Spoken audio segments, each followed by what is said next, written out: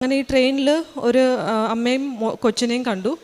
അപ്പം ഈ അമ്മ എന്നെ കണ്ടപ്പോൾ തൊട്ട് മാതാവിൻ്റെ കാര്യങ്ങളാണ് പറഞ്ഞുകൊണ്ടിരിക്കുന്നത്, കൃപാസന മാതാവിൻ്റെ. അപ്പം ഞാൻ വിചാരിക്കുന്നുണ്ട്, എനിക്കൊരു പരിചയമില്ല, ഇവരെന്താണ് അങ്ങനെ പറഞ്ഞുകൊണ്ടിരിക്കുന്നതെന്ന് എനിക്ക് അറിഞ്ഞൂടാ.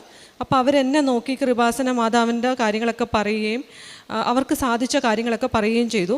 പിന്നെ ഇവരുടെ സ്ഥലം ചോദിക്കുന്നുണ്ടെങ്കിലും ഇവർ സ്ഥലം കൃത്യമായിട്ട് എനിക്ക് പറഞ്ഞു തരുന്നില്ല.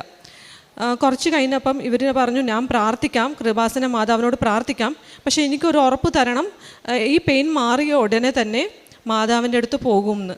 അപ്പം ഞാൻ വിചാരിച്ച്, ഈ 2-3 മാസമായിട്ട് ഒരു മാറാത്തൊരു പെയിൻ എങ്ങനെയാണ് പുള്ളിക്കാരി പറയുന്ന ഉടനെ മാറുന്നത്? അപ്പോൾ എനിക്ക് കൂടെ എൻ്റെ ഫാക്കൽറ്റീസ് ഉണ്ട്, ഞാൻ കോളേജിലാണ് പഠിപ്പിക്കുന്നത്. ഇവരൊക്കെ അത്ര വിശ്വസിക്കുന്ന ആൾക്കാരല്ല. അപ്പോൾ ഇവരത്ര മൈൻഡ് ചെയ്യുന്നില്ല. അപ്പോൾ എന്നെയും വഴക്കിടുന്നുണ്ട്, എന്തിനാ ഇങ്ങനെയൊക്കെ സ്ട്രേഞ്ചേഴ്സായിട്ട് സംസാരിക്കുന്നത്. അപ്പോൾ ഞാൻ പറഞ്ഞു, ഒന്നും ദോഷം വന്നില്ലല്ലോ. അപ്പോൾ ഒരു 5 മിനിറ്റ് കഴിഞ്ഞപ്പോൾ എനിക്ക് എൻ്റെ